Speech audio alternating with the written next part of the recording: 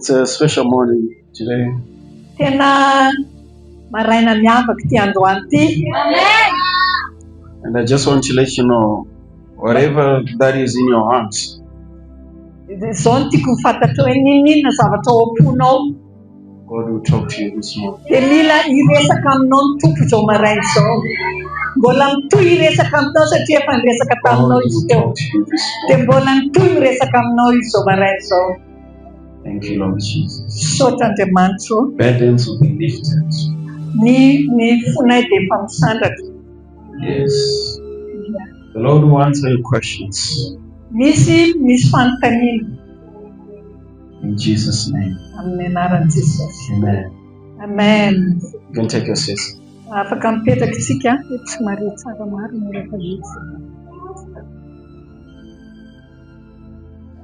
The book of Isaiah, Amin'ny bokin'ny Isaia, chapter 1, verse 19. toko voalohany andininy fahasivy ambin'ny folo.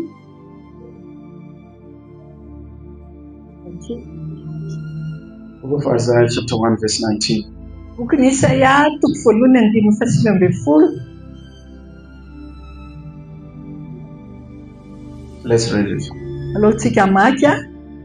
Raha manaiky sy mankatoy ianareo, dia inona ny vokatsoa amin'ny tany?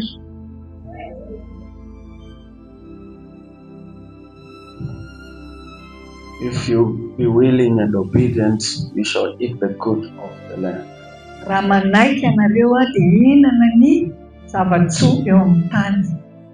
This morning, in just few minutes that I have, I'm going to be sharing with you wisdom for women.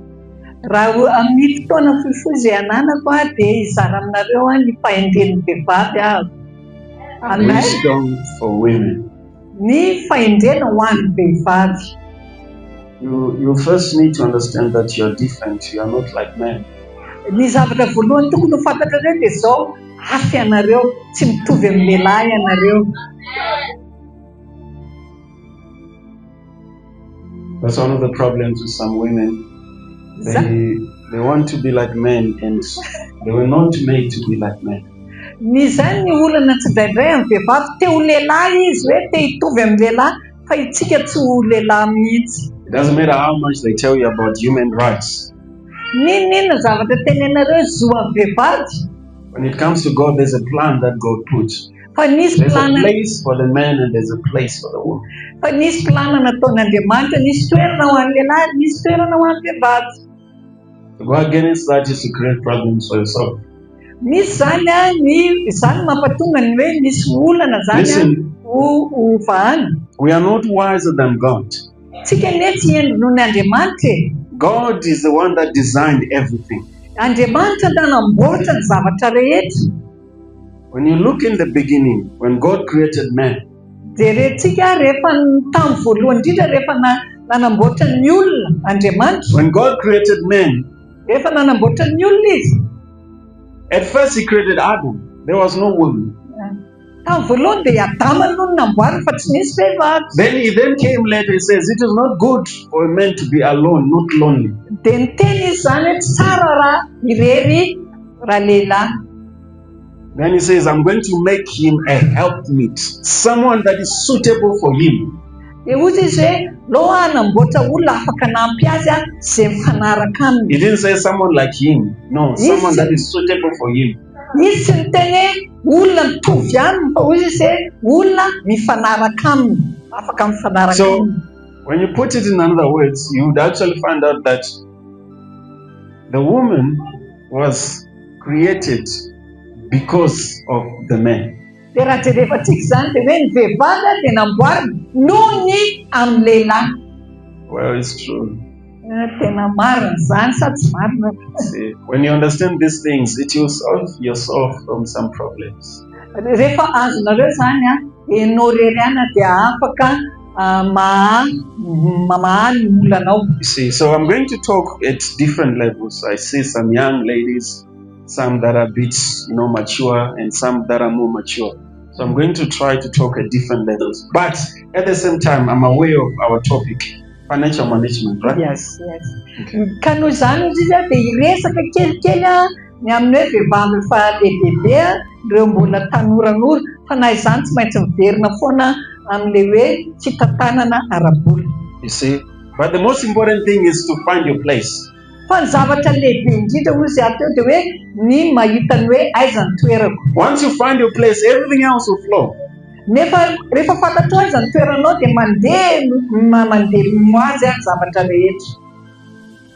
You need to find out what is the Bible definition of a lady. What does a lady represent when it comes to the Word of God? Dia rehefa fantatrao zay dia fantatrao ny hoe aiza ny momba ny vehivavy ao anatin'ny Baiboly. Rehefa fantatrao zay toerana zay dia mandeha. Isaiah chapter 1 verse 19, which I read to you. It says, if you are willing and obedient, he says, you shall eat the good of the land. In other words, I'll make you rich. That's what the Bible says. Dia araka ilay fanverina indray tsika tamin'ilay Isaia toko voalohany 5:20 teo hoe raha ohatra ianao ka makatoka amino dia andray ny vokatsoa. Zay. Praise God. This is God's plan for our lives. Zany no planin'Andriamanitra ao amin'ny fiainantsika. A woman by design, you are made to be a nurturer. Ianao tsika zany nanaovan'Andriamanitra tsika dia hoe mba amokatra. By design, you are made to multiply. Ny amin'ny nanamboaran'Andriamanitra tsika dia mba hitombo, mampitombo tsika zany. Do you understand? Azontsika ve zany? You see, men in nature, they provide the seed. Ny amin'ny voajanahary zany dia ny lehilahy manome ny voa. What happens when the seed meets with the egg? That's what we call pregnancy. Yeah. But the aspect of the lady there is that she's the one that nurtures all of that. She's the one that multiplies. You give something to a lady, then she multiplies it back to you. Ny anjaran'ny lehilahy ao amin'ny fiainana dia ozy isika teo hoe misy tsironainan'ny lehilahy izay omeny dia fanena amin'ny atody ao anatin'ny vehivavy dia bevoka ny vehivavy dia mitombo. Zany hoe raha miaraka ny voajanahary zany dia ny lehilahy manome zavatra ny vehivavy mba hitombo ny zavatra rehetra. You know sometimes when what they say to some young men, sometimes what they say to some young men, ny zavatra tenena ho amin'ny lehilahy mbola tanora reny zany. As they're growing up, sometimes the advice that they get, he says, at this level you need to get married because you'll be able to do much more. Zao tenenina ozy izy amin'ireny lehilahy mbola tanora zay hoe ianao mbola afaka manao zavatra tsaratsara kokoa noho izao. If a man is losing money, one of the things that is advised is to marry.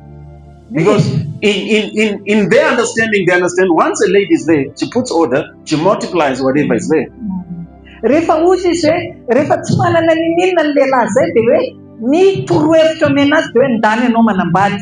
Ny antony dia satria ny vehivavy no mametraka ny zavatra hipetrapetraka zany. No matter what happens when I was growing up, ninina ny zavatra ny hoe I knew my mother had some money somewhere. Even if she tells you she doesn't have, I knew there's just some money somewhere.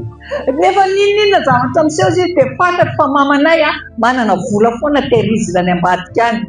You see, in those days, they used to have, is there anyone, they used to have something that they would wrap, right? Let me see something. You see, like something like this. You see, something. So they would weigh it. Sometimes, I don't know this side, but they would weigh it. They wrap like this. But at the corner here, she puts someone, and it's like that. Mama knows this, fatany mota manao sikina reny zany le mama. E fatany fa any anatin'ny sikina iny efa misy vola miorongorona any.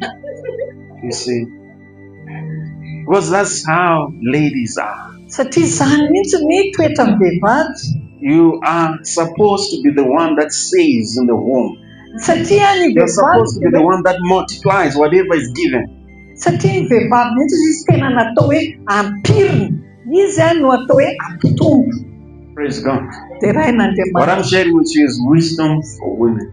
Zay izy le hoe inona ny fahendrena ho an'ny. But you see, wisdom is not common. Fa ny fahendrena nge tsy ho an'ny olona rehetra. Wisdom is not common. Tsy ho an'ny olona The rehetra. Bible says wisdom cries in the street. Who can hear it? Ozy izy hoe fa ny fahendrena dia mandeha eny an-dalana, iza no mare azy. Proverbs chapter 4. Ao amin'ny ohabolana toko 4. Proverbs chapter 4. So this first part, I'm just talking to you more on finances. Then I'm going to go into another part. Proverbs chapter 4. Teo zany momba resaka vola dia misy zavatra hafa indray ty teneniko amin'ny ohabolana toko faefatra. Book of Proverbs chapter number 4. We read from verse 7. Manomboka amin'ny fandiny fafito. Ny volam-pahendrena dia izao, mahazahoa fahendrena, eny, laniko fanananao rehetra, amidy fanananao. Wisdom is a principal thing. Get wisdom, and with all thy getting, get understanding. Yeah. Ny zavatra voalohany izy dia ny fahendrena. Rehefa mahazo ny fahendrena ianao dia mahazo ny zavatra rehetra. As a lady, you should be able to save. Ny vehivavy dia tokony tahiry. See, you should be able to multiply that which is given to you. Don't say it's enough. It's not enough. Whatever is given, you take a portion from it. You save it. Ninona ozy izy omena antsika vehivavy dia mangala tany amin'iny dia tehirizy. The Bible says, learn from the ants. You know what the ants are? The ants. Yes, learn from the ants. Ozy izy menara tahaka ny ataony It says, they have no master, yet they have wisdom to save. Ozy izy tsy manana tompony ny vitsika ireny kanefa zareo dia mahay tahiry. All that time you see the ants moving, it's not like they're eating. No, they are taking to save. They are taking to save. There's a time when you no longer see the ants. Hitanareo le vitsika ireny ohatrany hoe misy zavatra any am-bavany tsy hohaniny akory ireny fa ho tehiriziny ireny. You should save. Tsika mila mitahiry. You should save. Mila mitahiry tsika. See, you are the one to make your house a home. Nareo izy zany no mahatonga ny tranonareo ho fonenana ho tokantrano. You see, these are things that you probably not hear or maybe learn anywhere else. But it's wisdom that you find from the Word of God. Mety ozy nareo mety misy zavatra tsy hananareo any fa misy fahendrena azontsika avy amin'Andriamanitra. Hallelujah. Hallelujah. You see, hitanao believe God for a financial increase. Tsika ozy izy dia manan'Andriamanitra amin'ny fitomboana ara-toeboly. Sometimes some women, when they get married, it's like they're disabled. They can't do anything else. Mety misy ozy izy mivehivavy rehefa manambady dia hoe tsy afaka manao ninina Everything they're waiting on the husband. Miandry zavatra avy any amin'ny vadiny. You should be able to do some things by yourself. Fa ianao dia tokony afaka manao zavatra amin'ny tenanao. Maybe if there's nothing, you start something. Na dia hoe tsisy mbola misy zavatra akory ianao manomboka an'izay. Start something. Amen. Manomboa. You can sell something. Afaka mivarotra ianao. You can offer a service. Manao mame service olona. You can do something. Afaka manao zavatra ianao. You look out for human need and you meet it. Rehefinao inona moa ny zavatra tena ilain'ny vehivavy. Sometimes when you start doing those things, you might not even be paid. But if you continue to do that, there's a law in nature. If you do something, you get something out of it. Mety voalohany mety hoe tsy azahoanao vola le izy. Fa rehefa tohizanao foana azahoanao vola foana iny amin'ny farany. Praise God. Irain'Andriamanitra. So just waiting on your man or your husband or a miracle from somewhere, you do something about your life. You start something. Fa raha ohatra ianao ka hiandry zavatra foana ianao avy any amin'ny vadinao na avy any amin'ny zavatra hafa izay mila manao zavatra ianao metombo manao zavatra. You see, these are some of the things that has corrupted our generation. Hitanao zany ny zavatra hoe mampatonga loha an'ity generation ty. You find the young women today,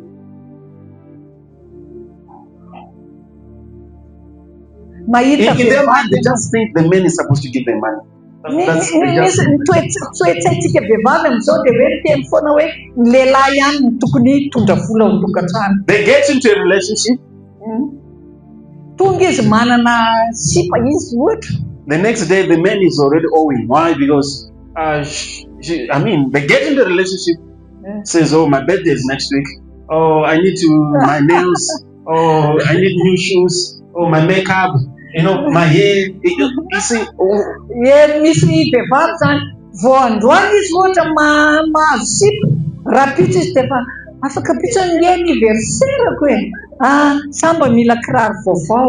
Fa mila they do it as it's like a responsibility. Rehefa rehefa manao an'izay le vehivavy dia ohatran'ny hoe tsy maintsy andraikitry le lehilahy zany no manao an'le izy. And that's how some ended up being taken advantage of. Dia zany zany a ny hoe indraindray zany hoe iny ny angalany tombontsoa. Because they are in a relationship, but they are behaving like a prostitute. What happens to the prostitute? A prostitute, you offer services, then you are paid. Izy zany a manao sipa izy ara-dalàna manana namana izy fa ohatran'ny sanatria ohatran'ny makorelina ny fitondran'ny tena satria angatany makary amila vola foana izy. Hallelujah. Alleluia. Proverbs chapter 7. Ao anatin'ny obolana toko fafito tsika. Proverbs chapter 7. Obolana toko fafito. Hallelujah. Alleluia. Thank you, Holy Spirit. Sotra fanahy masino. Let's start from verse number 4. Manomboka amin'ny Say unto wisdom, thou art my sister, and call understanding thy kinswoman. Proverbs chapter 7 verse 4. Ny fahendrena dia lazao hoe anabaviko ianao, ary ny fahafantarana dia tsy hoe sakaiza mahazatra ianao. Hallelujah. Alleluia. It says, wisdom, you are my sister. Ozy izy hoe fa ny fahendrena dia anabaviko raha vaviko. Look at what he says now. Dia rehefa Verse tsika 5. ndraiky Mba hiarovana anao amin'ny vehivavy teto dia amin'ny vahiny janga izay manao teny mandropo. The Bible talks about this adulterous woman. io dia miresaka momba le tenentsika. It says there's something about this woman. Misy zavatra ao amin'le izy vehivavy jejo makorelina. It says from her waywardness with their seductive words. Ozy izy hoe zany teny zany dia manome teny mahafinaritra. Praise God. Dia rain'Andriamanitra. Hallelujah. Alleluia. You continue reading it, you'll see a lot of things. Raha ohatra ka tohizanao mamaky an'izy teo a dia be dia be ny zavatra ho hitanao.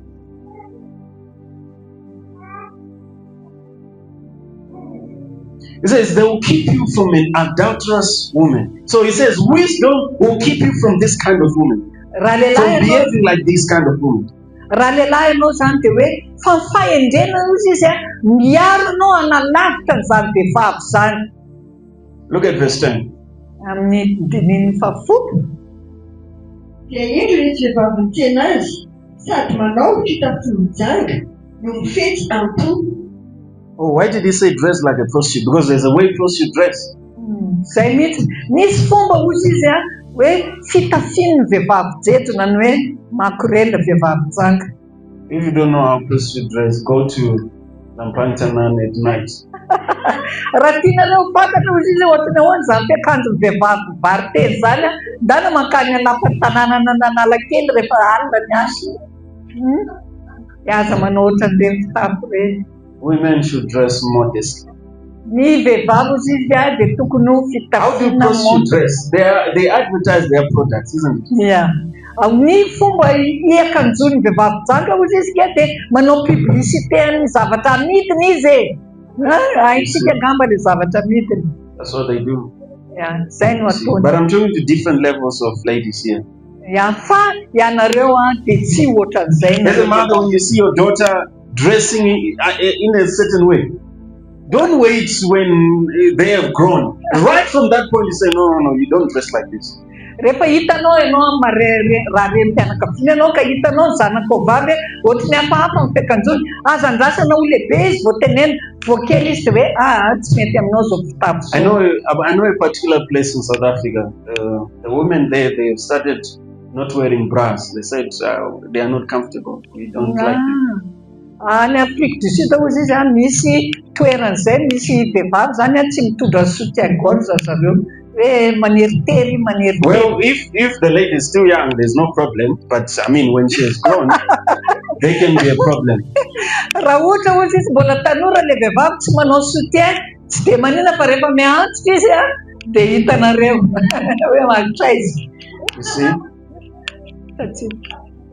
No man wants a lady that is always a wife. Zao a lehilahy tsy tian'izany vehivavy zany hoe tonga dia afaka. You see, men in their nature, they are designed to go for challenges. Ny lehilahy manatura azy dia izy dia tia manao défi, misy fanamby eo But when a amin'ny lady is available, you talk to her today, the next day everything is available. It's a behavior of a prostitute. raha ohatra ianao zany tonga dia amin'ilay tsolotra manaraka taony ireny androany ianao vao jereny dia rapitra anao dia efa manaraka anazy. Tsy tiany izay. Fiderain'Andriamanitra. Hallelujah. Hallelujah. Let me show you this scripture.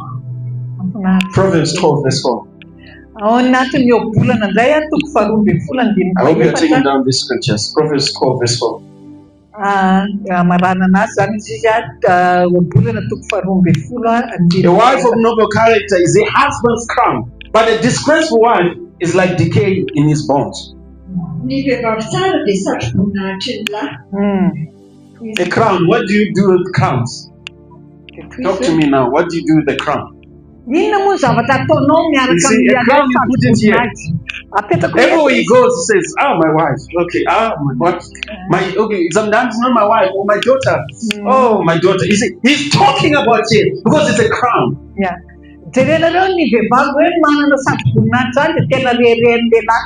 Raha ohatra ka vadiny ianao dia vadiko io raha zanany koa dia ohatr'izay. It's not just any woman. It says a woman of noble character. Yeah, tsy hoe vehivavy rehetra koa fa ireo vehivavy manana toetra tsara. Not that he gets home, he hears that his wife was fighting someone at the bus, his wife was talking to this person, his wife, everyone is talking about his wife. No, that's not a noble character. Tsy hoe koa ireny vehivavy tia dia tseny ireny hoe mandalo izy dia efa ria-bisy ilay vadiny efa miady aman'olona na ria-tsena na ohatr'izany. Tsy zany ny atao hoe vehivavy tsara toetra. Hallelujah. Hallelujah. Number one, a woman should dress modestly. Voalohany izy dia ny fiakanjon'ny vehivavy. Ny fiakanjon'ny vehivavy dia tokony ho montana. Praise God. Terain'Andriamanitra. From chapter 7 where we are reading, we see many things there. Manomboka amin'ilay andininy fahafito teo dia mahita zavatra be dia be azo raisintsika ao amin'ny Baiboly. Dia toko faha-roapolo izy teo, 12. Praise God. Terain'Andriamanitra. Hallelujah. Hallelujah. Chapter 7, look at this one. Ny amin'ny chapter 7. amin'ny obolana toko fahafito.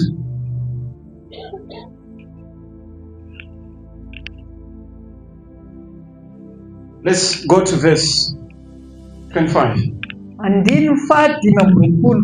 Let not thine heart decline to your ways. Go not astray in your paths. Aoka tsy hivilo any amin'ny lalany fonareo ary aza mani ho amin'ny alehany. Verse 26. Fa betsaka ny nalipany maty ary marobe no efa matiny. Dia vehivavy jery izay. It's talking about this kind of woman. Izay ilay hoe vehivavy jery. Don't be this kind of woman. Oka nareo tsy ho tahaka izany vehivavy Have izany. noble character. Oka ianao anana ilay toetra montana miady. One of the things you should learn to do as a lady is to control your volume. Ny zavatra voalohany tokony ianaranao dia mifehy ny avon'ny feonao. Oka tsy dia tena Not like that, but in terms of talking a lot. Tsy hoe ilay fomba fiteniko misy micro akory fa ilay hoe miresaka foana miteniteny foana. Don't talk too much. Oka nareo tsy teny miresaka be loatra. The Bible says a fool when he is quiet he is assumed to be wise. The moment he opens his mouth. Ozy izy ny ao amin'ny Baiboly fa ny adala rehefa manakongona ny vavany dia ohatra mbahendy. Fa rehefa sokafa ny vavany io dia izay izy hita hoe ay tena adala ihany ka. Do you understand? So don't talk too much. Dikan'izany dia aza women by nature they are designed to talk too much. Ny vehivavy ozy izy amin'ny natirany dia hoe tena tokony teny be mihitsy. But you want to have a noble character. Don't talk too much. Fa ianareo dia tokony hanana toetra miady. Aza dia be resaka. Don't talk too much. Aza be resaka. There are some that can be quiet. They just have to be talking to someone. Ianareo mila izay teneniko mila ao anatin'ny fahendrena. See, don't talk too much. Aza dia The Bible says started to be quiet. Ozy izay miatomboa ianareo mba angina. Praise God. Terain'Andriamanitra. Proverbs 21 verse 9. Ny volana Proverbs 21 verse 9. 21 21 verse 9. Let's look at it. It is better to dwell in the corner of a housetop than with a brawling woman in a wide house. Aleo toetra eo anjoron'ny tafitrano toy izay ireo trano vehivavy. Can you imagine? Azontsika ve zay? That's the reason why some men they don't look forward coming back to their houses. Zany mampatonga ny lehilahy sasasasa. Oh, I'm going home again.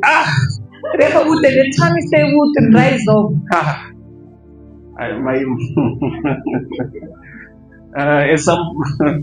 Oh, Jesus Christ. Efa nisy experience zay ny pastor. I'm just thinking of my dad. Tadidiny dada nosy izy. My dad, you see, someone asked me, Pastor, why don't you drink alcohol? Is it because you're a pastor? I said, no, I don't drink alcohol. Even if I wasn't a pastor, I don't think I was going to drink alcohol. Misy manontany anako fa maneno anao tsy misotro alcool.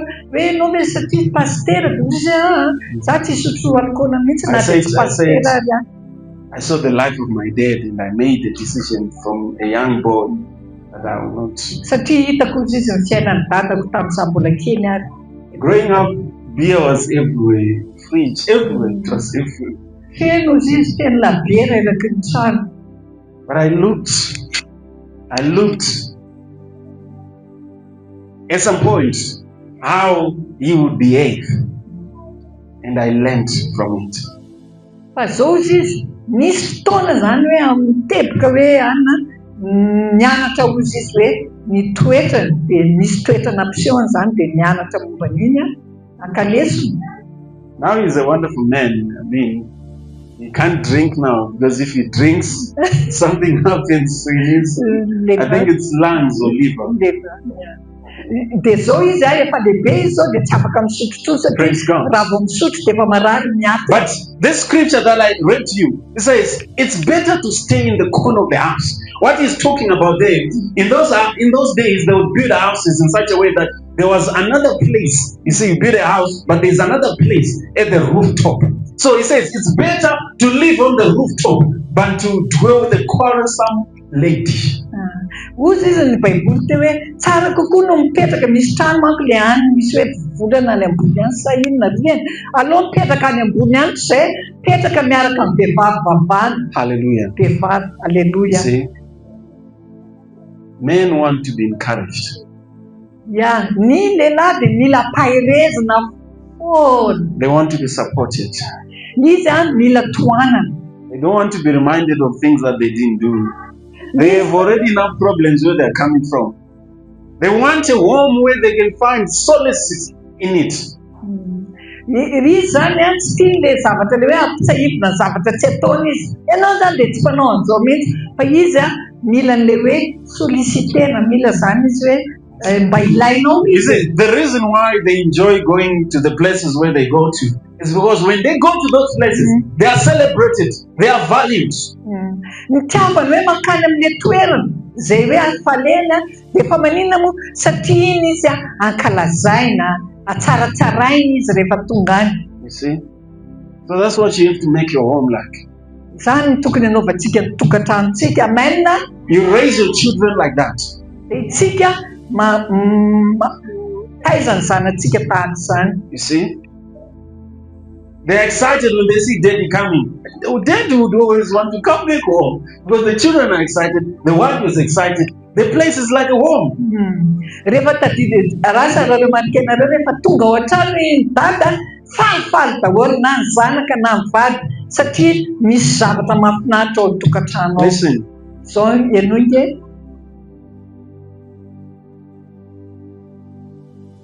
No man Tsisy lehilahy wants another mother. You see? You see, for example, you know, a man is joined with a wife. No man wants another mother. He had a mother all his life. Ny lehilahy tadideo tsy mila reny fandroany. No man wants another sister. Probably he had a sister in his life. Tsy hoe Ianao zany rehefa ao tokatrano tsy hoe tahaka ny reniny le vadinao That's why I na begin to tahaka tell ny you that anabaviny. there's a difference between a man and a lady. Don't try to be like a man. Don't try to be the supervisor in the house. Don't try to be the director in the house. You take your place. You'll be amazed how things will just line up. Dia zao rehefa ao tokatrano ianao mangalany toetranao zay le hoe toeranao tsy hoe lehilahy dia misy lehilahy mitovy aminy ao, dia hoe misy directeurany ao, misy olona amboniny ao, le hoe vehivavy zany. Proverbs 23 verse 27. Proverbe ny amin'ny ohabolana toko fahatelo amby roapolo Verse 27. 27. Let's read it. Mba maki Fa ny vehivavy dejo na hoe vehivavy tsy vadana dia hady lalina ary ny vahiny jaga lavaka ety. Ety.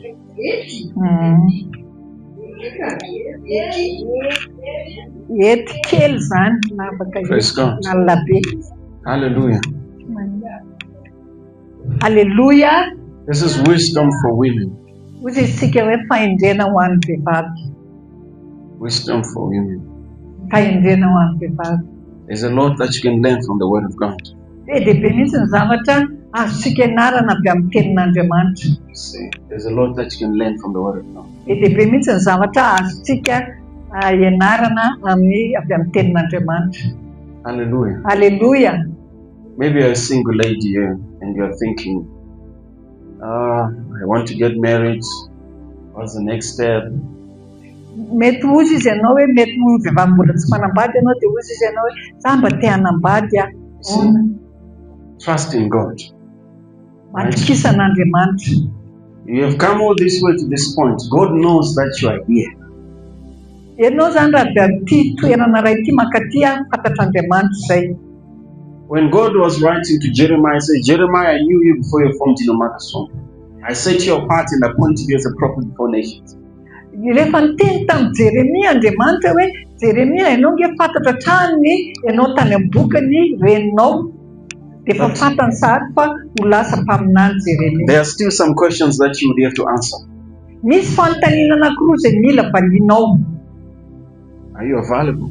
Are you accessible? Moa ve ianao disponible foana? Tsy haiko hoe afaka hoe eo foana ve ianao? Praise God.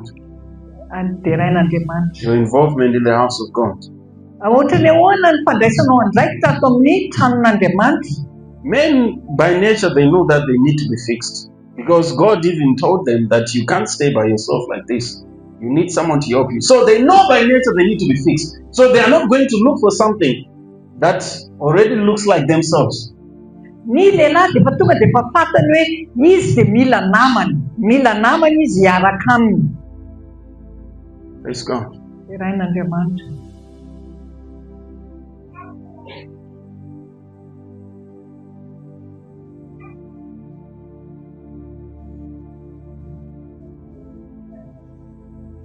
As a woman, be an encourager. Oka ianao ho vehivavy mampahevy. See, be an encourager. Carry words of hope, carry words of love, carry words of faith. Ampiseho azy ny fitiavanao, ampiseho azy ny finoanao, ampiseho azy ny fitiavanao. You make your home a safe home. Rehefa izay dia ny tokantranonao amin'izay tena mahafinaritra be. Hallelujah. Hallelujah. A woman is a receiver by design. Ny vehivavy dia mpandray.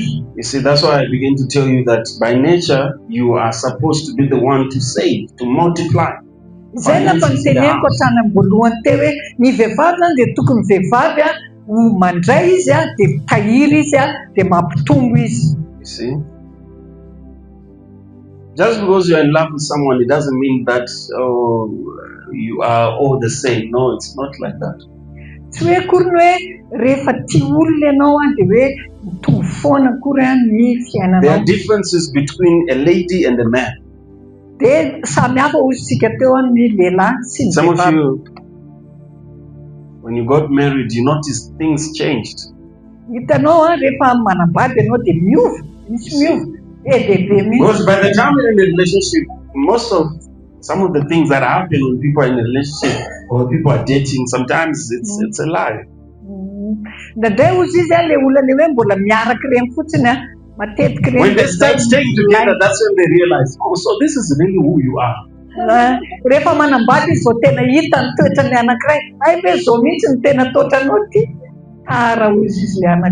You see, then you realize, oh wow, okay, but you're already inside.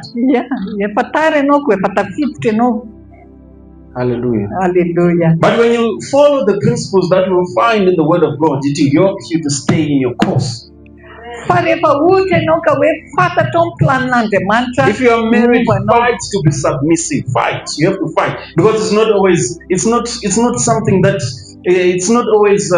It's not something that just happens by itself. You have to fight for it.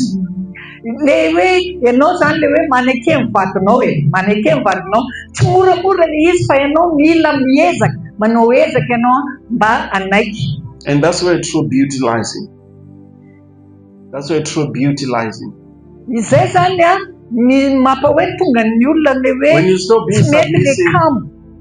When you stop being submissive, it's like the beauty evaporates.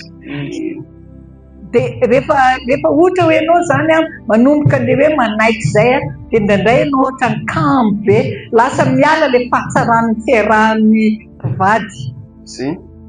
Imagine your husband is going to work, he's meeting other people.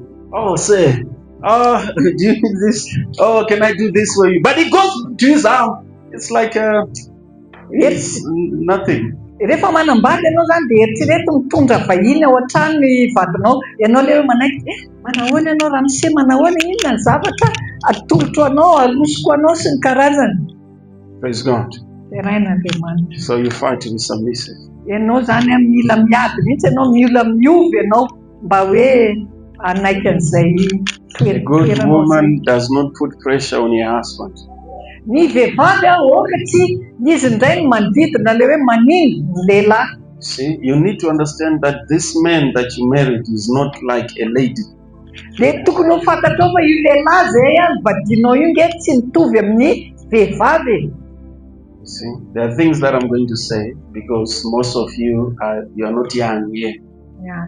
Dia zavatra teneniko anareo satria ny ankabeazantsika eto tsy hoe tanora be intsony.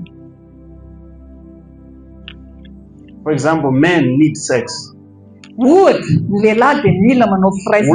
need affection. That's the difference. To men, sometimes they are not thinking of affection. They just want sex.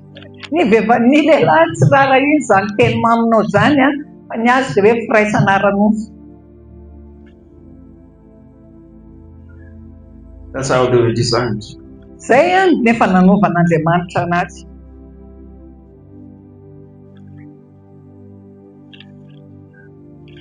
You see? But for a lady, it's different. Sometimes you probably don't feel like it.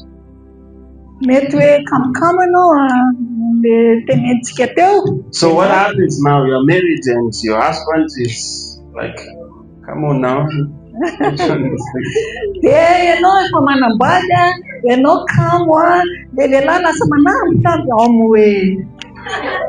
And there are some Christian women that even think like the way my husband behaves, it's like he is a demon. It's not a demon. It's just the nature of him that he is.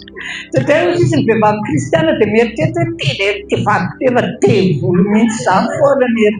a demon.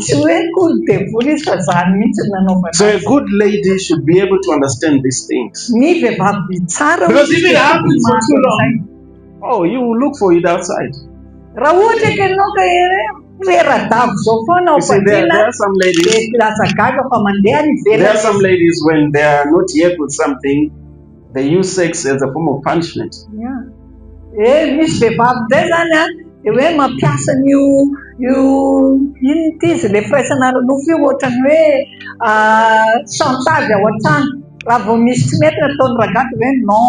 See, they wear what do you call this? They wear jeans, right? They wear jeans and put a belt And they go to sleep.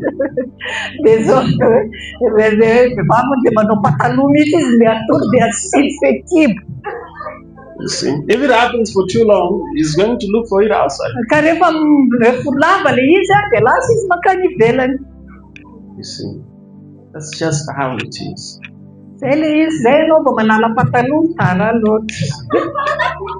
Men need sex, women need affection.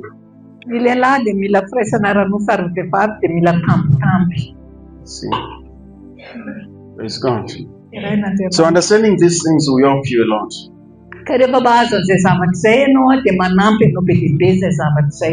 Amen.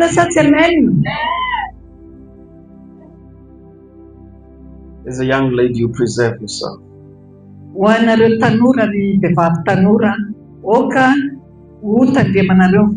No man wants something that is easily available.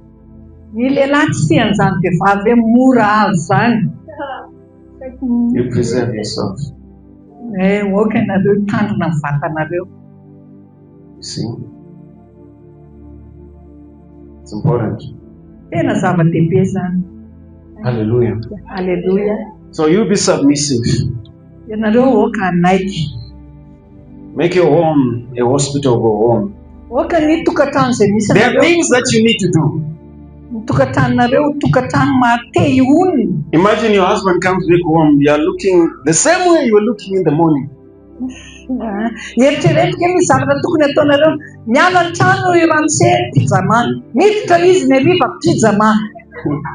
You're looking like a witch.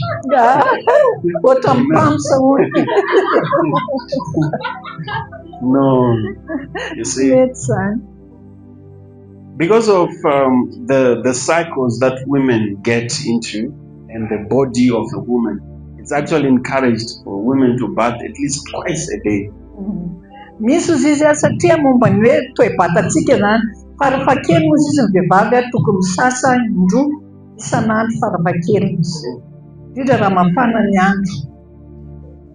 You must be clean.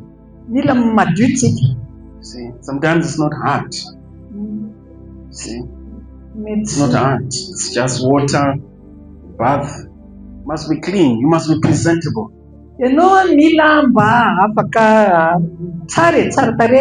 Some they met someone, from the day they met someone, they stop putting effort.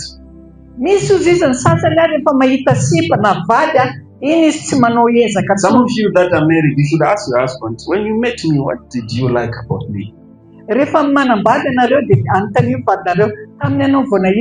You should ask. You'll be amazed. Because once you find it, you realize, okay, so I need to focus on this.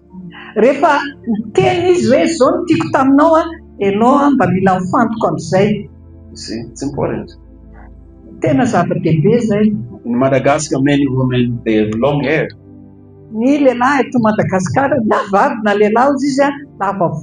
If you don't wash it, a lot can happen.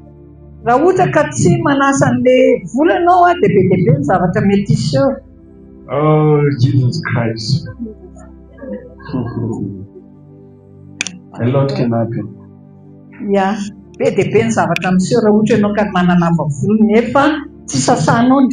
Yeah. It's important. It's important. Be respectful. See, you be respectful, tender-hearted. Hallelujah. These things are important. See, and make your home a place that the word of God is encouraged.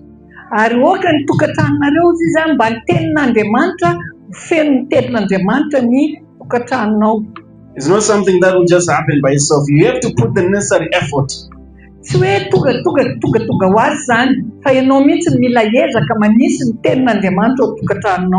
Praise God. Avoid friends that are not Christians. They'll give you ungodly advice.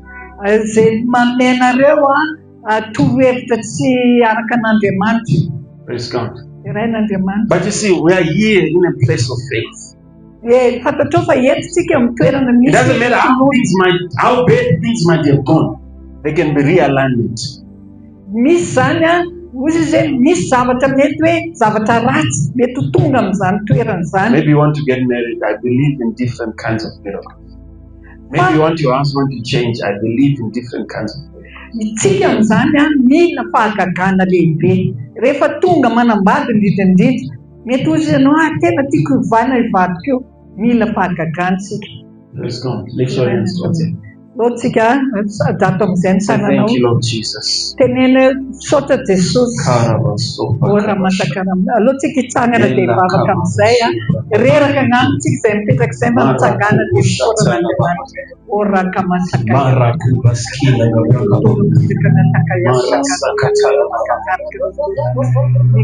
Deuteronomy. On Deuteronomy. Okay, let's start with Genesis chapter 8. Genesis You can take your sis. tuku favalo. Genesis chapter 8. Tuku favalo on Genesis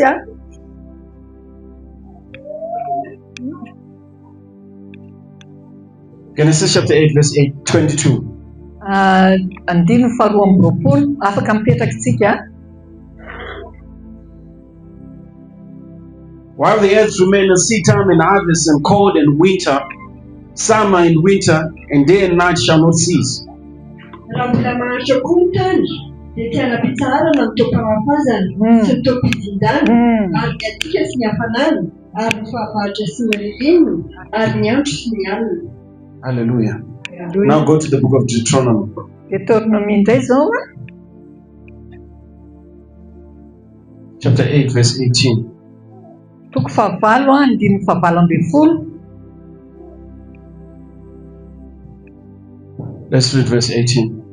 Fahatsiarovy Jehovah-Andriamanitra ao fa izy manome anao hery ahavory harena mba haorina ny fanekeny izay nianianany tamin'razanao tahaka ny amin'izao anio izao. See, I shared with you some things, but I'm back to finances. Rehefa nampiseho anao zavatra hafa teo fa miverina indray amin'ny amin'ny araboky. 5 things that you can do with your finances. Zavatra 5 mila ataonao mitra fampianarana ny lalaka koa tsika amin'ny fidiram-bolanao. Number 1, Voalohany, and save them. okanao ahitahiry.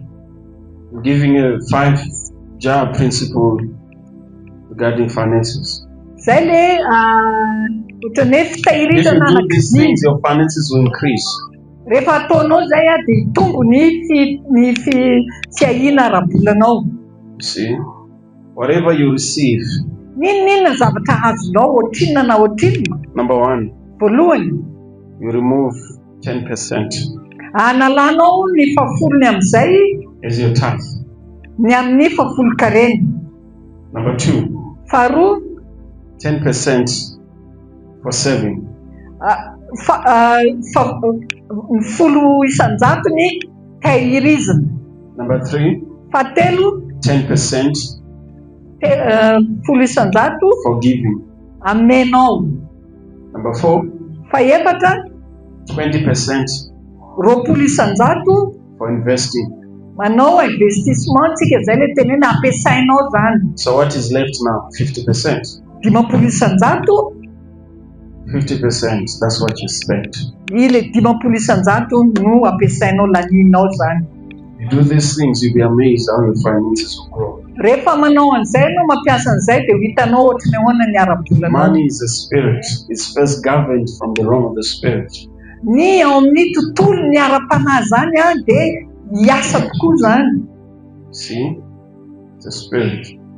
So you do this, we call it the 5-jar principle. You do these things, you'll be amazed how you grow your finances. Zay raha manao an'izay anao dia mitombo zay le hoe fitahirizana anaky 5 zay fitahirizan'izay. Praise God. Teren'Andriamanitra. Hallelujah. Hallelujah. Deuteronomy 8 verse 18, we'll read it again. Mbola verina vakitsika indray le Deuteronomy teo toko fahavalo. For it is he that giveth thee power to get wealth. Fahatsiarovy Jehovah-Andriamanitra ao fa izy manome anao hery ahavory harena. It is he that giveth thee power to get wealth. Fa izy manome hery antsika havory harena Andriamanitra. Amen. Oh, you're going to be so rich. I say you are going to be so rich. Tena ho lasa mpanan-karembe ianao. Amen. Your finances will grow. Hitombo ny ara-bolanao. Yes. Your eyes will be open to opportunities. Ny Opportunities to masonao multiply masonao business. dia hita varavarana Opportunities to misokatra. multiply finances. Mba hampitombo ny In the name fidiram-bolanao. of our Lord Jesus. Amin'ny anaran'i Jesosy Kristy. Much more will be coming to you. Be dia be ny By tonga the speed aminao. of the Spirit. Amin'ny aingana be tahaka ny fanahy. I bless you with plenty of corn and wine. Za dia mitahy anao. I bless you with prosperity. Mitahy anao amin'ny fanambinana. Of Mitsangana. your increase there shall be no end. Ny tombony ao amin'ny tananao.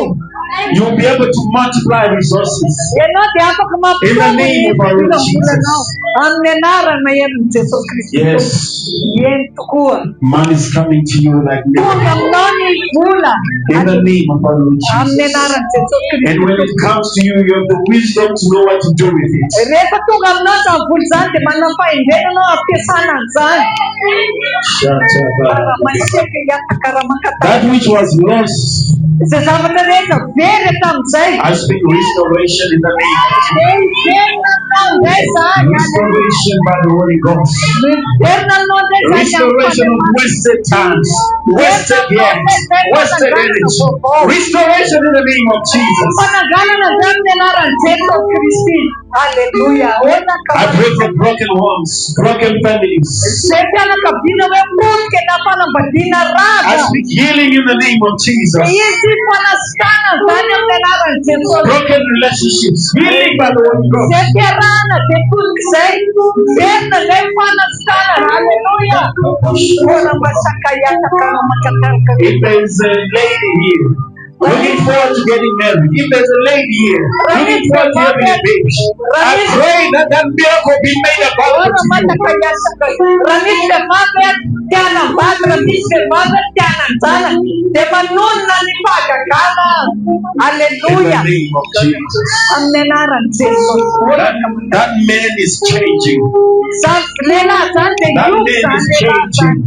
you vanela. Yes, that man is changing in the name of Jesus. You vanela sana Yes. Jesus Christ. You're walking into one of your best seasons of your life. You vananya ri yasa mitya na now. Yes. You'll be fruitful and productive. You'll be fruitful and productive. In the name of Jesus. Ele mando broski brava karatia. Rande brokulu shatara babu. Boros brava babu. Your children are guided by the Holy Ghost. Your children are guided by the Word of God. They will not miss their way.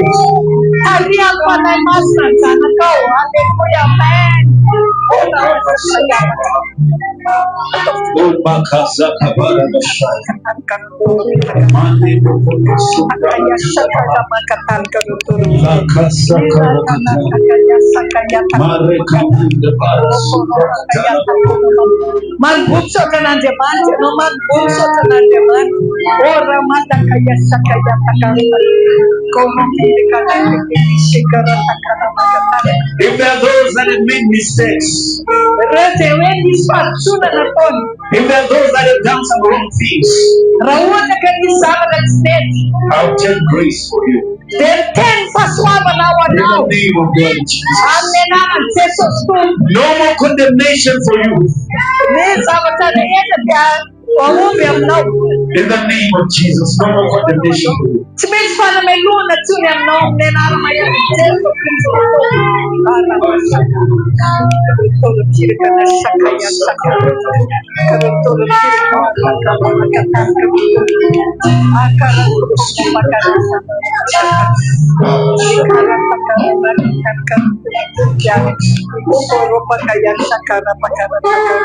Thank you, Lord.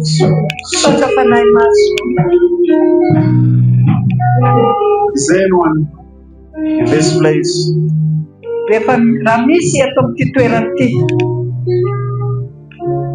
If you have a business, let me see your hand. A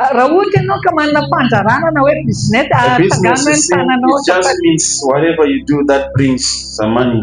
Whether you offer a service, Dikan'izay hoe business zay dia inona zavatra ataonao ka mahatonja vola ho anao mamokatra zany. Atsangano ny tananao Praise God. dia rain'Andriamanitra. So I'm going to start by praying for those that want to start businesses. Zaho izy hanomboka hivavaka ho an'izay olona te hanomboka business. Yes. Lord, in this place, there are angels of money in this place. Eto amin'ity toerana ity misy anjelo vola. Listen. When we have healing streams, what do people receive? Rehefa misy ilay stream ireny hoe fanasitrana mikorina, inona moa ny azon'ny olona? What do people receive? People receive healing, right? Fanasitranana ny azony. When we have meetings on finances, what do people receive? Rehefa kosa ianao misy fivoriana ara-bola, inona ny azonao? Yes. Amen. Vola. Thank you, Lord Jesus. Amen. From this meeting, for many of you, you experience miracle money. Where there was no money before, you find money. In the name of our Lord Jesus. There are some of you that make pledges, vows, or things that you want to do for God and His kingdom.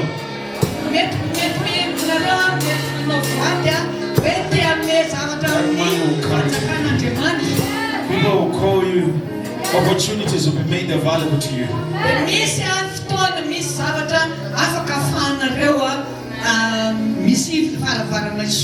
If you want to start a business, I'm rounding up now. Let me see your hand.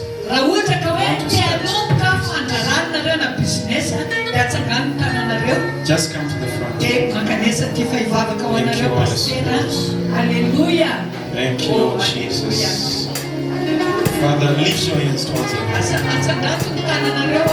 From this day, today is the 23rd of August. Your capital is your faith. That's all you need. That's all you need to start. Don't calculate how you're going to start. You just start. Some of you after this, you might need to open a page for this. You might need to open a page for a business. You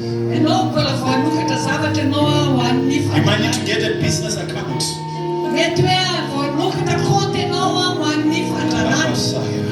There are steps that you need to take. Some of you need to open a bank account.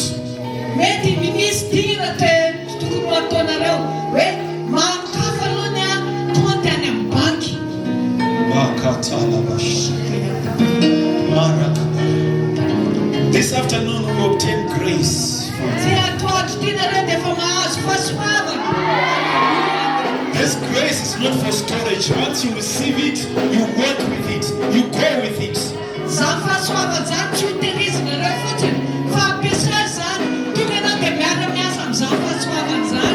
Right, even in this place. For some that do not have an idea of exactly what they're going to start, that idea is coming to you even now. The name of that business.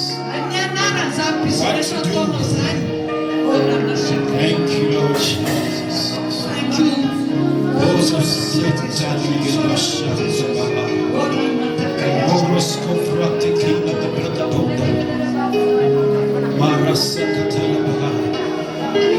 Father, in the name of Jesus, I pray for these your children. By reason of the business that they're about to start, I call for everything that they require to come to them. In the name of Jesus, that which you require, receive it now. Receive it now. Receive it now. Receive it now. Receive it now. of Jesus. Take it. Take it. Take it. Take it. Thank you, Lord Jesus.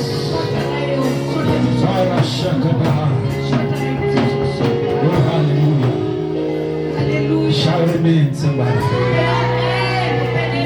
Thank you. Thank you. You can go back to your seats.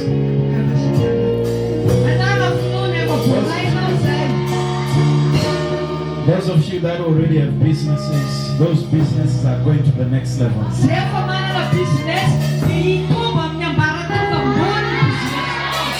I call forth customers for you. I call forth customers for you. I call them forth. The good of this land responds to you. Your businesses will go beyond Antananarivo.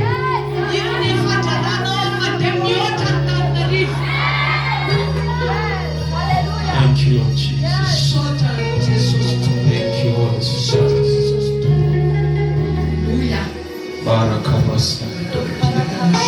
Thank you, Holy Spirit.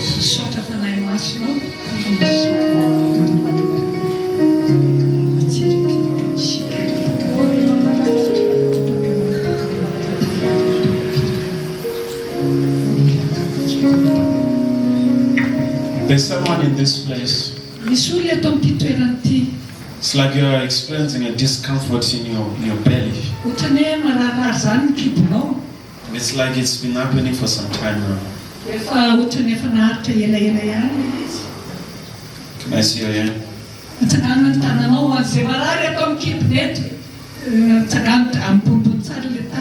Just come to the front. Let's just stretch your hands towards him.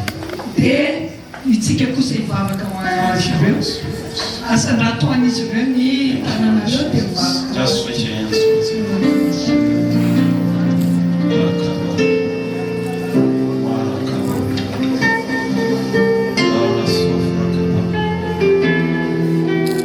Thank you, Holy Spirit.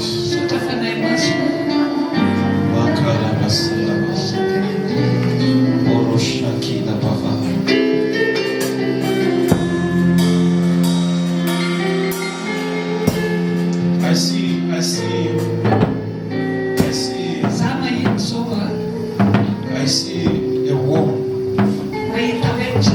And in this wall,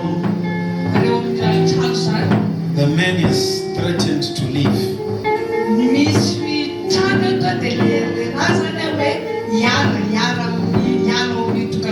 In the name of Jesus, I take authority by the Holy Ghost. And I decree and declare that demon of darkness over that wall, I rebuke it now in the name of Jesus. I speak peace in that wall.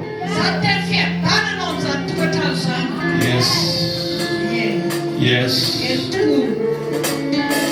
Thank you, Holy Spirit. Thank you, Holy Spirit.